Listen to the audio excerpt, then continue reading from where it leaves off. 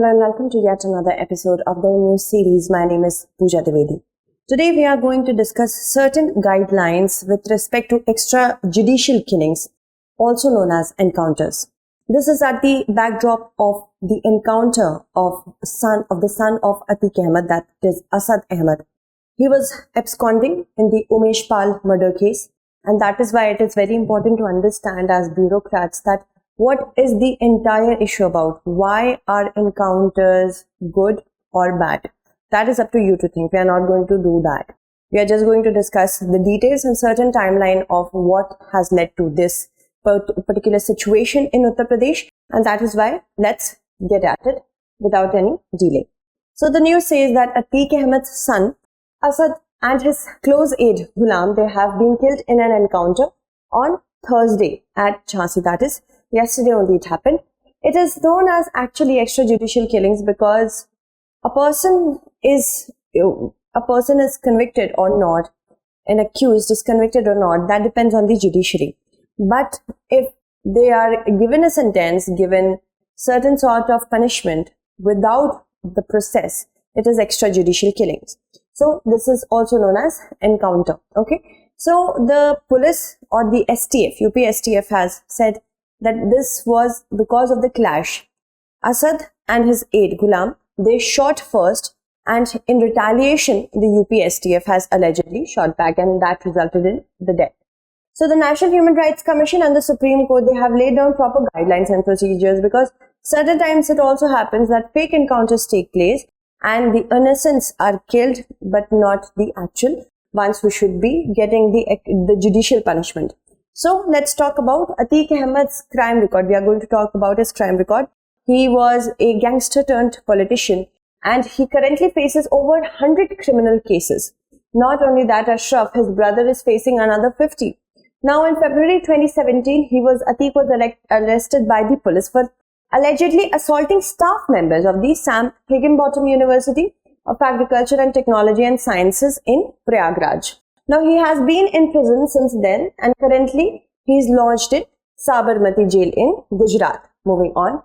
And the current case of Asad Ahmed, because he was involved, as he allegedly was involved in the shooting of Umesh Pal, and the current case is also going back to the alleged kidnapping of Umesh Pal, who along with his 2 police guards were shot dead in Prayagraj on February 24th. Umesh was an eyewitness. Umesh Pal was an eyewitness in the 2005 Raju Pal murder case. He was the cousin of Pooja Pal. Pooja Pal is Raju Pal's widow. Now let's talk about the timeline. In 2002, what happens that Raju Pal decides to contest against Atiq Ahmed. Now Atiq Ahmed was first elected as an independent MLA who was an independently without any support of any party. He won that election in 1989 from Allahabad West constituency, and he would go on to hold it for 15 years, and then he switched to Samajwadi Party in 1996 and then to the Apna Dal in 2002. Now when he was challenged by Raju Pal, it did not go down well with him. He was challenged by the BSP candidate Raju Pal. He managed to exceed expectation. In the by-poll of 2004, Raju Pal won it. Lok Sabha seat from the Phulpur constituency. This was at that time, Atiq Ahmed thought of contesting elections from Phulpur constituency for the Lok Sabha. So he vacated that seat. And what happens that BSP candidate Raju Pal defeated Ashraf. Ashraf was supposed to manage Atiq's seat for the state elections, for the by-polls, not state elections, for the by-poll. But Raju Pal won that election by it was very marginal, 5,000 votes.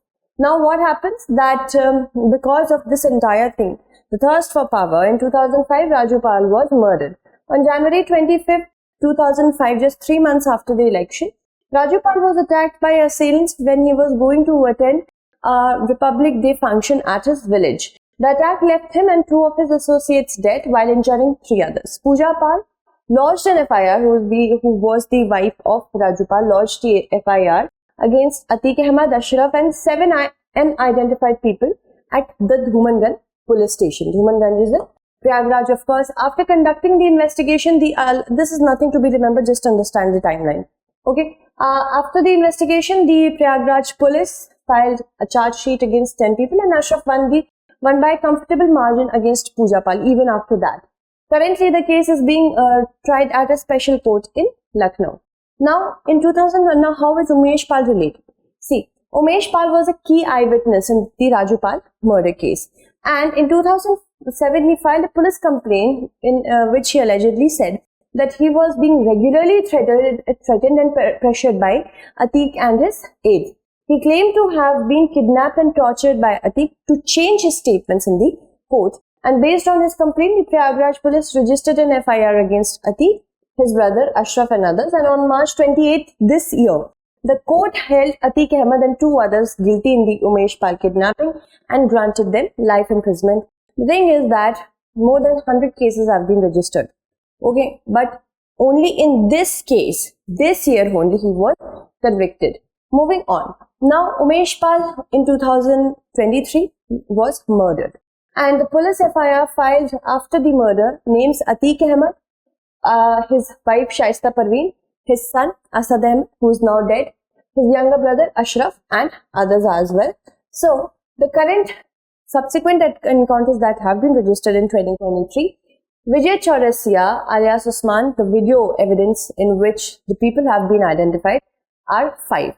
Vijay Chaudhary alias Usman, Arbaz, who was the driver who was driving the vehicle, Asad Ahmed, who was Atiq's son, he also shot at him, Ghulam, who is Asad's close associate, and Guddu Muslim. So, out of these 5, 4 have been gunned down by the police, but Guddu Muslim is still absconding. Okay, Arbaz was first killed in the immediate aftermath of the Umesh Pal murder case this year. Vijay Chaudhary was gunned down in Prayagraj on March 6th. Asad and Ghulam were killed in Jhansi in an encounter in Jhansi. And Guddu Muslim continues to abscond. Only Guddu Muslim is, he's absconding. All the others were also absconding. So, what has the Supreme Court said about encounters? Encounters are not something that police wakes up one day and tries to kill everybody. It's not like that. Many guidelines are to be followed. And even after an encounter, a lot of process has to be completed. So, on 23rd September 2014, CJI RM Lodha, then CJI RM Lodha and Rohinton Fali Nariman, they told the state about the 16 points that have to be followed in the matters of investigating police encounters in cases of death as the standard procedure for thorough, effective and independent investigation. Now, this is actually in the case of People's Union for Civil Liberties versus State of Maharashtra. Under this only these 16 points were enumerated. These 16 points include the registration of first information report as mandatory, along with the provision for magisterial inquiry and keeping written records of whatever intelligence inputs they are getting. If they are getting inputs about the movement of certain alleged criminals, the importance is there that any record should be kept. Independent investigation will be done by bodies such as the CID. A magisterial inquiry must invariably be held in all cases of death which occur in course of police action, and the next of kin of the deceased must invariably be associated in such inquiry. In every case when a complaint is made against the police alleging commission of criminal act on their part, which makes out a cognizable case of culpable homicide, then an FIR to this effect must be registered under appropriate sections of the IPC. Such an inquiry made under section 176 of the CRPC 1973 must show whether use of force was justified and the action taken was lawful or not. So, if it is not in retaliation to the attacks which allegedly were being done by Asad Ahmed and his close aide Ghulam, then that also has to be proven. Following such an inquiry, a report must be sent to the judicial magistrate having jurisdiction under section 190 of the CRPC. Now, whenever the police receives any intelligence or tip-off on criminal movements, then what happens? It shall be reduced into writing in some form, preferably a case diary or in some electronic form. And if an encounter takes place and a firearm is used by the police resulting in the death, then the FIR to that effect has to be registered and forwarded to the court under section 157 without any delay. And provision for an independent investigation into the encounter is also listed, which had been conducted by CID or police team of another police station under the supervision of the senior officer. Okay. Now, these requirements and norms must be strictly observed in all cases of death and grievous injury in police encounters by treating them as law under Article 141 of the Constitution, which says that the law declared by the Supreme Court shall be binding on all other courts in the Indian territory. Now, with regard to the NHRC, the involvement of it, the Supreme Court hasn't said that it is necessary unless there is a serious doubt about independent investigation. However, the information about the incident must be sent to the NHRC or SHRC, that is State Human Rights Commission. Now, let's talk about NHRC's take on the guidelines on encounters. Now, in March 1997, the CJI M.N. 𝐿𝐻𝐒, he wrote that the chief ministers are saying that the NHRC was receiving complaints from the general public and NGOs about the rising amount of encounters that are taking place. The NHRC has asked all the state and union territories to ensure that police are following the guidelines in cases where death is caused by police encounter. This includes the police's duty to enter all information about the encounter deaths in an appropriate register, the provision for investigation by the independent agencies such as CID, the grant of compensation to the deceased dependents may be considered where police officers may be convicted, not all, but if the police officers are convicted, then it should be done. Now, it also includes provision for registration of an FIR, magisterial inquiry, and reporting of all death cases to the NHRC by a senior superintendent of police or superintendent of police of the district within 48 hours of such death, and 3 months after the encounter, a second report has to be sent to the NHRC, providing information inclusive of the post-mortem request, inquest report, and inquiry findings as well. Now, in December 2019, the Supreme Court ordered an independent investigation which is headed by the former SC Judge V.N. Tirpurkar into the killing of 4 men who were accused of gang rape and murder of a 26-year-old veterinary doctor in Hyderabad by the police. Now, in doing so, the SC has stayed proceedings before the NHRC and the Telangana High Court. Telangana police has claimed that the accused were shot when they tried to snatch firearms from the police in an attempt to flee. Okay, so this was all about it. Now, it is up to you to decide what is right and what is not. Extrajudicial killings are seldom right, but if we have to think about the retaliation, we might give it a consideration.